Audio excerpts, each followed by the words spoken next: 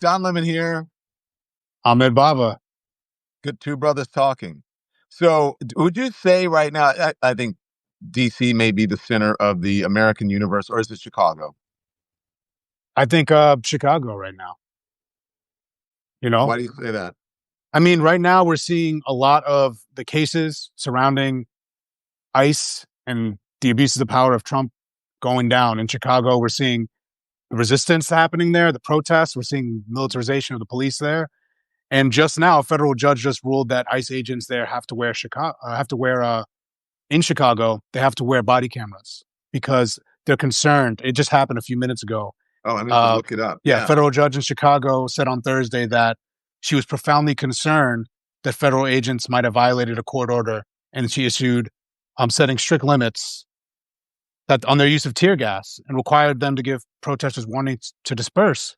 This is from the New York Times. So basically, they're setting rulings now limiting what ICE can do Oh, wow, in I'm seeing Chicago. it. I think that that's good because I was there and I saw it, and I've been telling people what you're hearing, in the media, especially on. I hate to say this, especially on the mainstream media. What you're hearing is not necessarily what's happening on the ground. It's not that people are throwing stuff at officers or they're intimidating the officers. It is honestly, in my assessment, law enforcement that's instigating this, and they're not coordinated. And so people can protest in one place one day or 1 minute, and then, oh, wait, you can't be here the next minute. And then you start moving people, and then that creates a confrontation. And rather than de escalating it, it starts to escalate, and then it sets everything off and everything in motion. So the violence and any sort of uproar that was created, for me, I saw that being created by law enforcement. Yeah, that's really what I wanted to ask you about because I saw you doing some really high quality journalism down there. You were up there on the front line. It looked like you weren't having standoffs, but you were right there in front of these militarized agents. And so what you're seeing and what you saw was provocation, right? That's kind of what you're getting at. That you think that the agents there were provoking through some of their Yeah, movements. I don't know if they were advertently or inadvertently doing it. I don't know, but and maybe it's just because they don't know how to deal with this situation. Maybe it's because they weren't coordinated enough, or they didn't have enough meetings. Who knows? But they were also videotaping Hmm. the protesters, like, and getting Hmm. video of people in the crowds and what happened. And so, one thing where the commander or whatever would say, "Hey, you got to move back behind this. I'm going to give you a few minutes." Before he could give "I'm going to give you a few minutes" out, there were already people in tactical gear rushing the crowd and throwing them on the ground and yelling at them. And I've got the videotape to prove it. I've got the evidence to prove it. And they would allow the protesters to protest. I think it was like 9 in the morning or something, or 8 in the morning till 6 at night.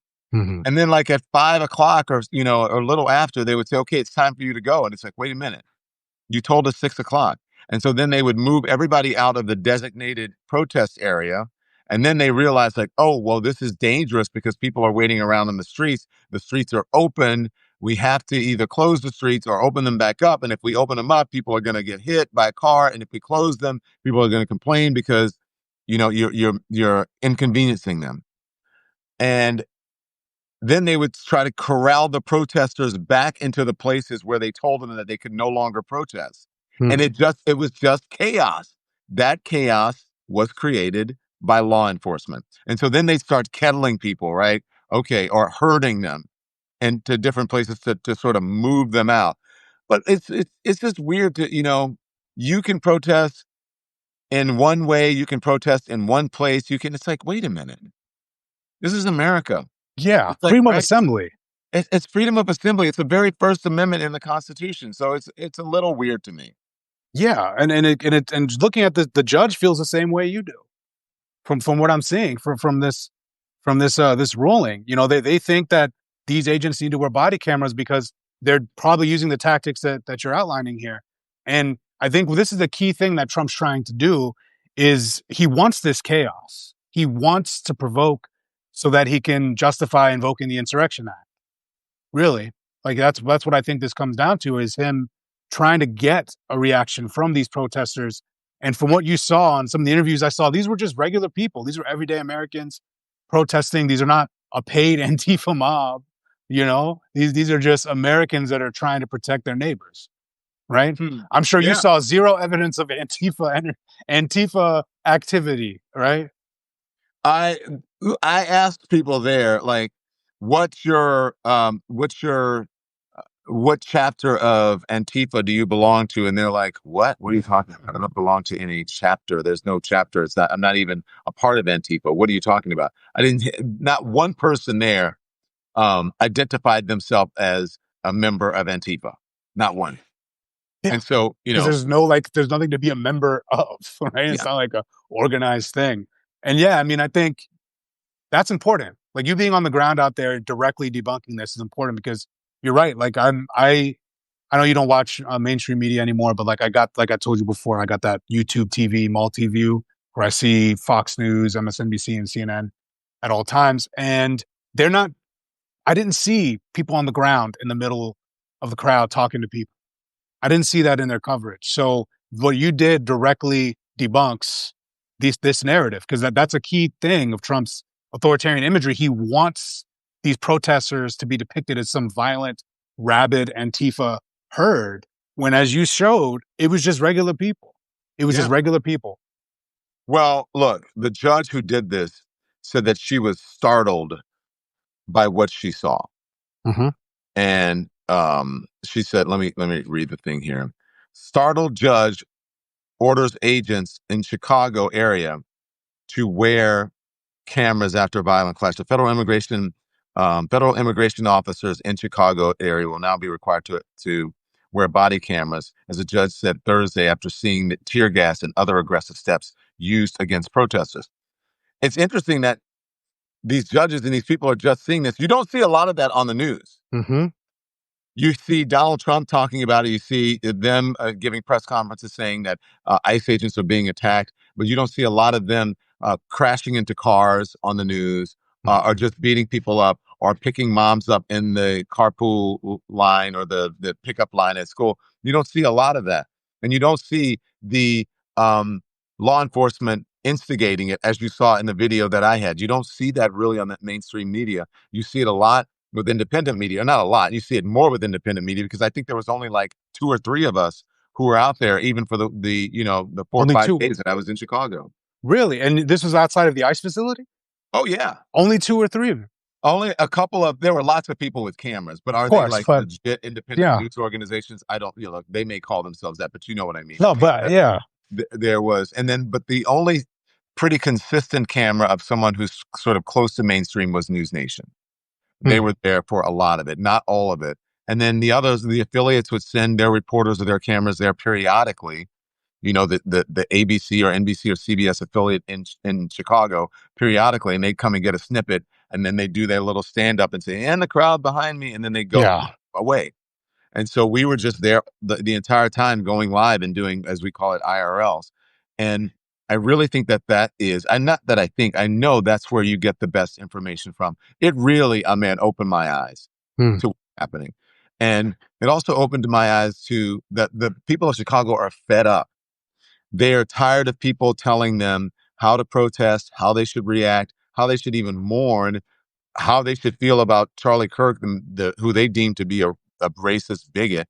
That the powers that be are saying if you criticize him, we're going to have take your visas away if you're here on a Mm-hmm. visa, and they are doing that. They have done that, or perhaps you're going to be targeted by ICE, or you're going to be targeted to be canceled by news organizations or the Trump administration. Mm-hmm. They're fed up with it, and I really do believe that what they're doing is an opportunity for Democrats. If Democrats could learn how to take advantage of that opportunity, because they step on a lot of the messaging. I think that Democrats should be out right now in every single neighborhood where they're picking up moms who are Mm-hmm. dropping their kids off or picking their kids up from school. They should be out there with did you vote for, is this what you voted for? You need Yep. to vote Democrat. They need to have canvassers out there. They need to be at every town hall. They need to be standing in front of closed hospitals, doing Mm-hmm. news interviews and having press conferences saying your government is shut down because of this. But what are they doing? I don't see them doing anything. What? Yeah, and you saw no lawmakers in that crowd. No No. lawmakers appeared. That's for 5 days. That's crazy. Well, I thought. Well, actually, they would come for a couple minutes and then they Yeah. would leave. But I mean, why would they stand out there the whole time? But Dick Durbin came, Tammy Duckworth came, the Okay. senator Nice. from Illinois. So they did come a couple times and they tried to get into the facility. Hmm. Um, but I think that they, and it was good that they did that. But I think more people should be doing that. And I think more and not just the politicians, but as I said, the canvassers, the political operatives, Mhm. they need to be out and about, signing people up, registering them, touting the advances and the accomplishments and the hopes of the Democratic Party moving forward. That's what they should be doing. And look, Totally. if they did that, if they learned how to do this messaging properly, from this, from the shutdown, from the Nazi stuff that you're seeing with these, Republicans, I would actually think about becoming a Democrat. But I don't think that they're going to handle it, so I'll just remain an independent. Yeah, I think you're right. I think they got to start hitting it harder. Like this is an easy issue, and I think some people are afraid because they think they have this apparent belief that immigration's Donald's issue and he's strong on it, but he's weakening on it, and people are pissed about the cruelty.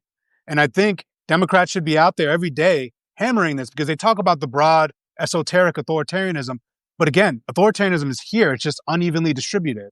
And it's hitting, if you're a Latino in America or a black person apparently that lives around Latinos, like in that Chicago apartment complex, you are living in fear because you never know when an ICE agent's going to roll around an unmarked car and pick you up on your way to work or wrongfully detain you if you happen to live in the same apartment building as other undocumented people, as we saw in Chicago. So, no, I think you're spot on. Democrats need to make this one of their core issues instead of kind of like just paying lip service to it, but not really being about that life. Well, instead of just like standing in front of cameras in Washington D.C., the Yeah. same old thing, instead of going on doing the same old tired cable news interviews, like, come on, guys, do something. I know it's hard to reverse a giant ship like that or to turn it around, but they have to start doing that.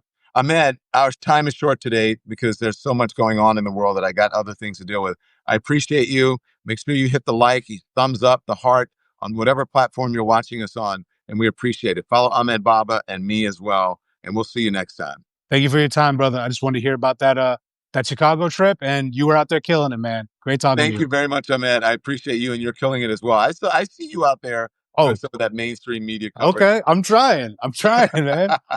All right, brother. Kicking ass and taking names. Thank you, Ahmed. Thank you, man. Take it See easy. ya.